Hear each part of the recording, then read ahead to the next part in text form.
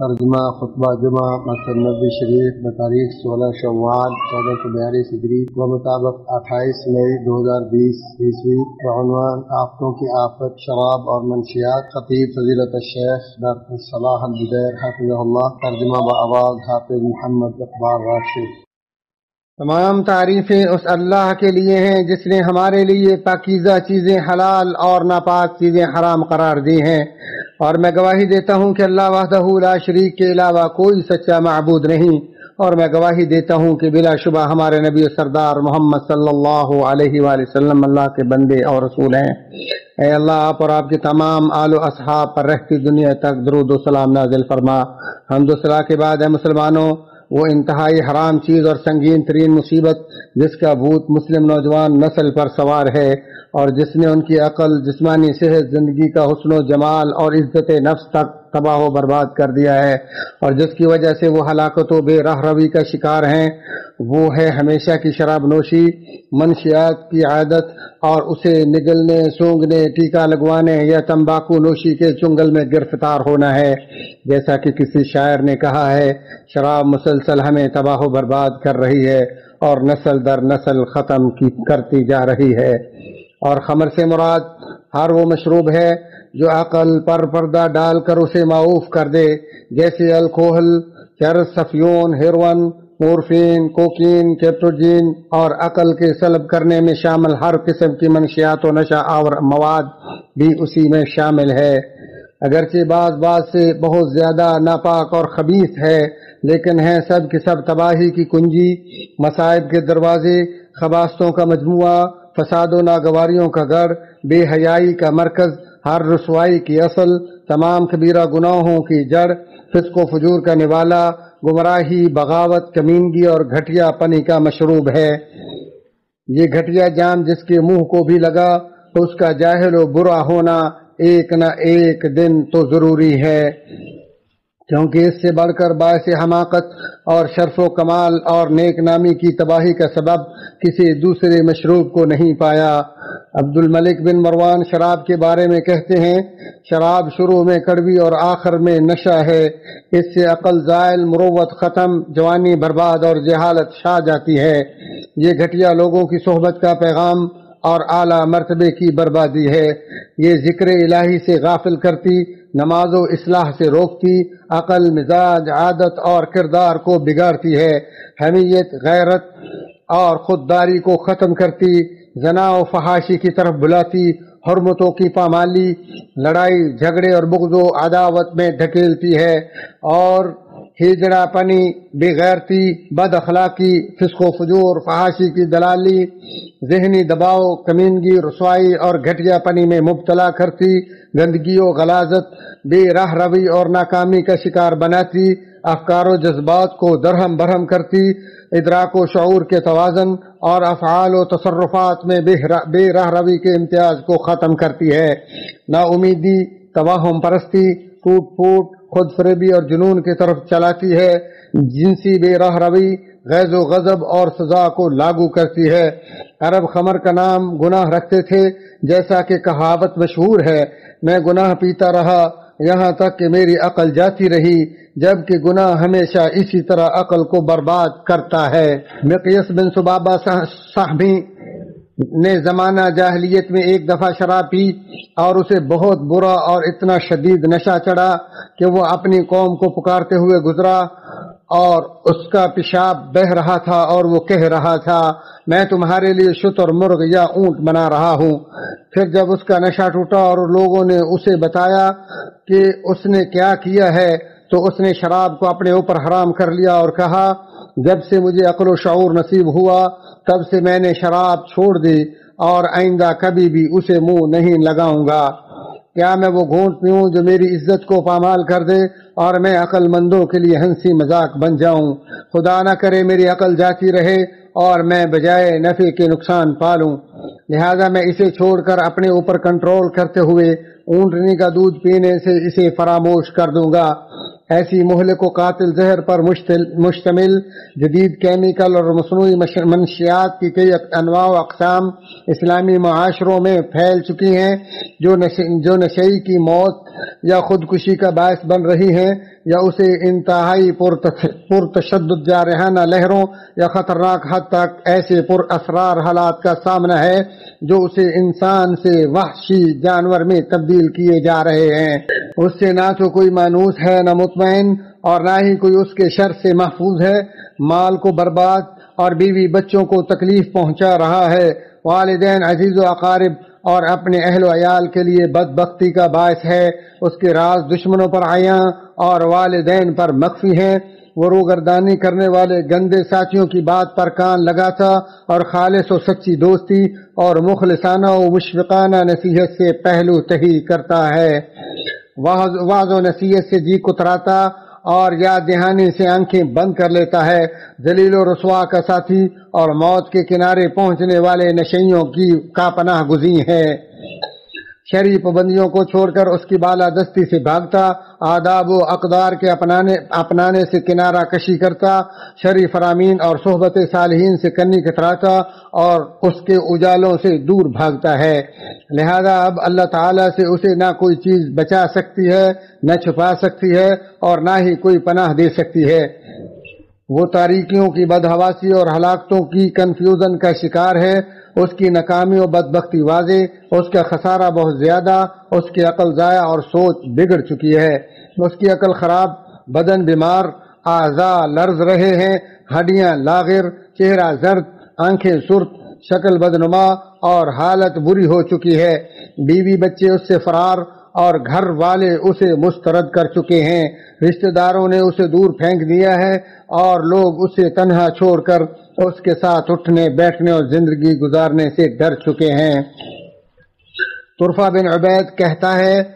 میں شراب کے مزے نشے میں دھت اور خریدنے بیچنے کنارہ کشی اور باطل پرستی پر لگا رہا، یہاں تک کہ سارا قبیلہ مجھ سے اس طرح الگ ہو گیا کہ میں ایک بے بس اونٹ کی طرح تنہا رہ گیا۔ کس قدر وہ عار، رسوائی، انجام بد اور گراوٹ ہے کہ جس تک وہ شرابی اور نشئی پہنچ جاتا ہے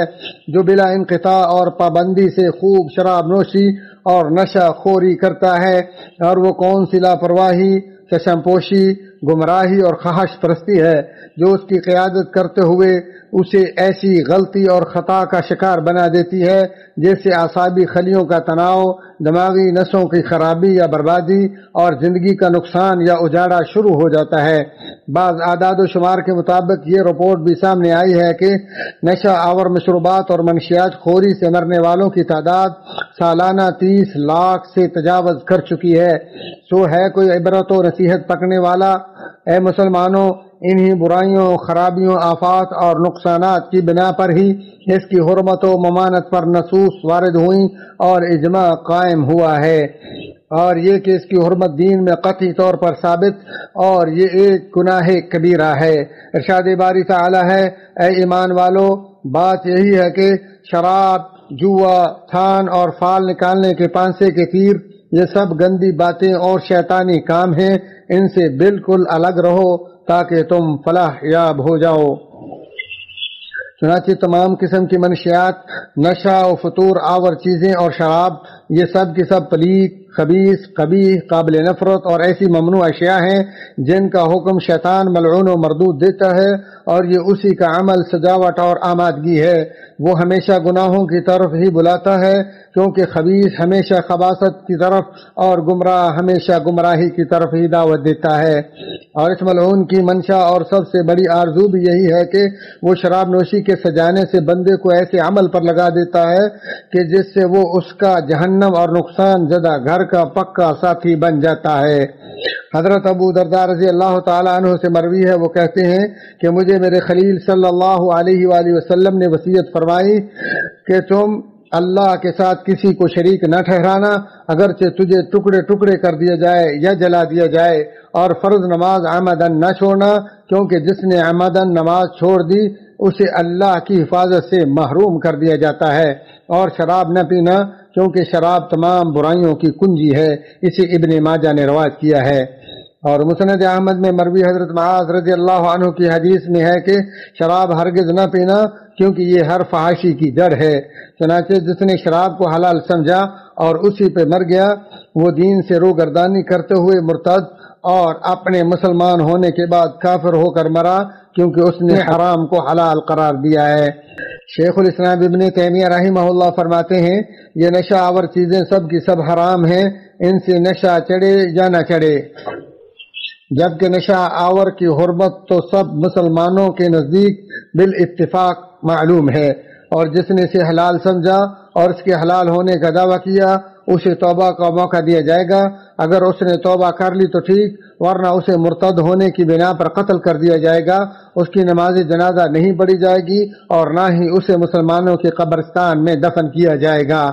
مسلمانوں، جو شراب کو حرام جان کر پیتے پیتے مر گیا اسے آخرت میں شراب پینے سے محروم کر دیا جائے گا، جیسا کہ ابن عمر رضی اللہ عنہما سے مروی ہے۔ وہ نبی مکرم صلی اللہ علیہ وآلہ وسلم سے روایت کرتے ہیں کہ آپ نے فرمایا جس نے دنیا میں شراب نوشی کی اور پھر اس سے توبہ نہ کی تو اسے آخرت میں اس سے محروم کر دیا جائے گا، بخاری و مسلم۔ اور مسلم کی ایک روایت میں ہے کہ ہر نشہ آور چیز شراب اور ہر نشہ آور چیز حرام ہے، اور جس نے دنیا میں شراب پی اور اسے پیتے پیتے ہی مر گیا وہ آخرت میں اسے نہ پی سکے گا۔ چنانچہ جنتی نشے سے پاک سیل پیک شراب پیئیں گے، اور وہ ایسی خالص شفاف شراب ہوگی جس میں نہ کوئی ملاوٹ ہوگی، نہ جس سے سر درد ہوگا، نہ عقل جائے گی، جیسا کہ ارشاد باری تعالیٰ ہے انہیں سیل پیک خالص شراب پلائی جائے گی۔ الرحیق شراب کے ناموں میں سے ایک نام ہے جس پر مشک کی مہر ہوگی، یعنی اس کی ملاوٹ و خوشبو کستوری ہوگی، اور کہا گیا ہے کہ اس کے برتنوں اور جاموں پر کستوری کی مہر ہوگی، اور کہا گیا ہے کہ جب اسے نوش کیا جائے گا تو آخر میں کستوری کی خوشبو آئے گی۔ اس کی آمیزش تسنیم کی ہوگی، یعنی رحیق میں تسنیم نامی شراب مکس ہوگی جو جنتیوں کی سب سے اعلیٰ اور افضل ترین شراب ہے۔ چنانچہ مسلم، اے اللہ کے بندے، تم کس طرح نعیم کو جہنم، ثواب کو عذاب اور جنت کی محفوظ ترین شراب کو دنیاوی ملعون شراب کے ساتھ تبدیل کرنا گوارا کرتے ہو۔ ابن عمر رضی اللہ عنہما فرماتے ہیں کہ رسول اللہ صلی اللہ علیہ وآلہ وسلم نے فرمایا شراب پینے والے، پلانے والے، بیچنے والے، خریدنے والے، نچوڑنے والے اور جس کے لیے نچوڑی گئی، پہنچانے والے اور جس کے لیے پہنچائی گئی، ان سب پر اللہ تعالیٰ نے لعنت کی ہے۔ ابو داؤد۔ اے مسلمانوں، مومن و کافر دونوں کے لیے ہی شراب بیچنا حرام ہے، اور ابو سعید خدری رضی اللہ عنہ کی اس حدیث کی بنا پر نہ ہی اس کی خرید و فروخت کے لیے نیابت جائز ہے جس میں نبی اکرم صلی اللہ علیہ وآلہ وسلم نے فرمایا بلا شبہ اللہ تعالیٰ نے شراب کو حرام قرار دیا ہے، لہذا جس نے یہ آیت سن لی اور اس کے پاس کچھ شراب باقی ہو سو وہ اسے نہ پیے اور نہ فروخت کرے۔ مسلم شریف۔ امام نووی رحمہ اللہ فرماتے ہیں شراب بیچنا حرام ہے، بیچنے والا خواہ مسلم ہو یا ذمی، یا وہ دونوں ہی ذمی ہو، یا مسلمان نے کسی ذمی کو اپنے لیے خریدنے پر مندوب بنایا ہو، ہمارے نزدیک یہ سب صورتیں ہی بالاتفاق حرام ہیں۔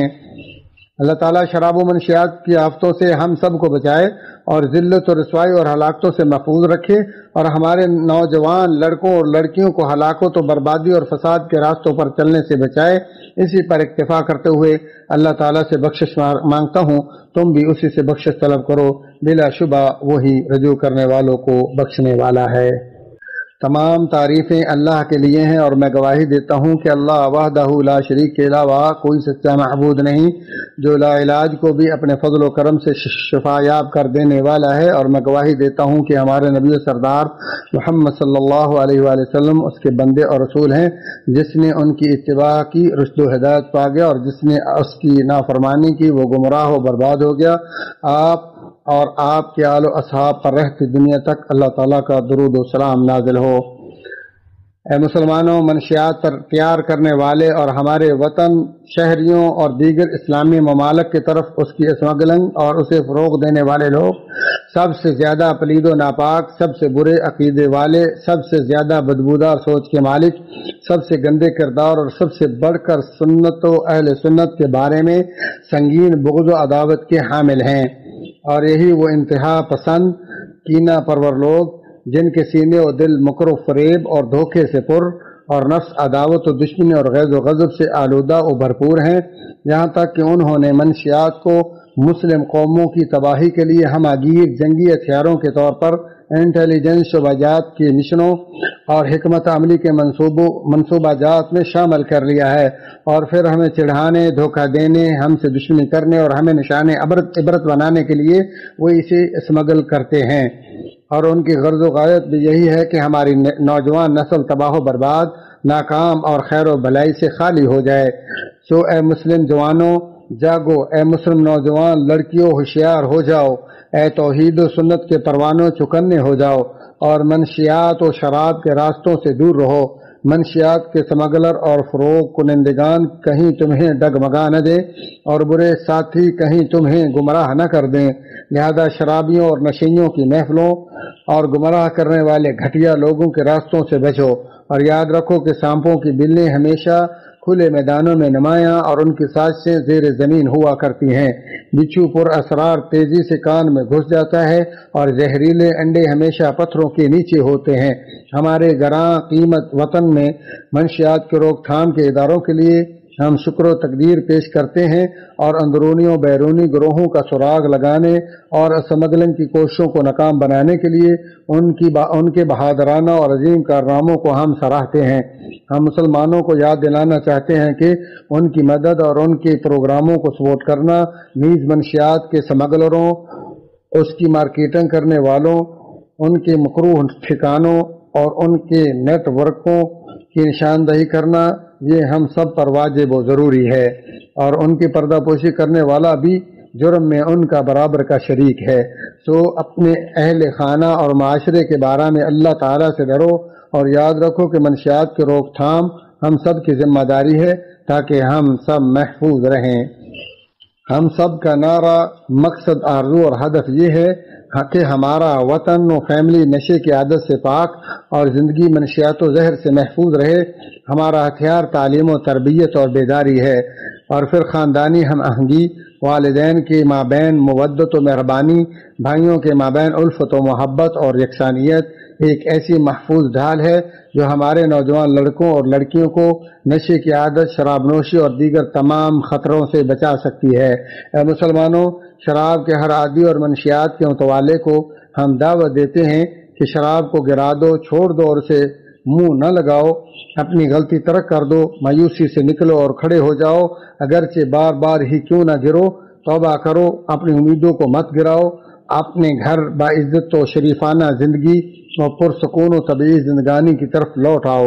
یہ بعید، ناممکن اور محال نہیں، بلکہ یہ دستیاب، قریب، ممکن اور اس وقت بہت آسان آرزو ہوگی جب آپ نے نیت و پختہ ارادے سے اسے چھوڑا، باز رہا، شرمندہ ہوا، رویا اور خیر کے لیے اپنی آنکھیں کھولیں، اپنے قدموں سے چل کر ہدایت کا رخ کیا، تو اپنے اہل خانہ، پڑوسیوں، اقارب اور معاشرے کو اپنی تائید، اصلاح، مدد اور راستے پر تیری واپسی کی ثابت قدمی کے لیے اپنے ساتھ پائے گا۔ سو عزم اور پختہ ارادہ کرو اور ڈٹ جاؤ، اپنا چہرہ اور قصد حق کی طرف موڑو، اور اس پروگرام میں شامل ہو جاؤ جو منشیات و شراب کی عادت اور زہروں سے گلو خلاصی کے لیے حکومت اللہ اسے عزت دے کے زیر نگرانی جاری ہے۔ ڈسپنسری اور ہسپتالوں میں موجود اسپیشلسٹ ڈاکٹروں اور نرسوں سے ملو اور ان سے رائے اور مشورہ طلب کرو، یہی ابتدائی قدم راہ راست اور گمراہی سے نجات کا راستہ ہے۔ اللہ ہماری اور آپ کی زلات سے تجاوز فرمائے، اور ہماری اور تمہاری غلطیوں اور خطاؤں کو معاف فرمائے۔ ہادی و تمام کائنات کے شافع احمد صلی اللہ علیہ وآلہ وسلم پر درود و سلام بھیجو، پس جس نے آپ صلی اللہ علیہ وسلم پر ایک بار درود بھیجا، اللہ تعالیٰ اس پر اس کے عوض 10 رحمتیں نازل فرمائے گا۔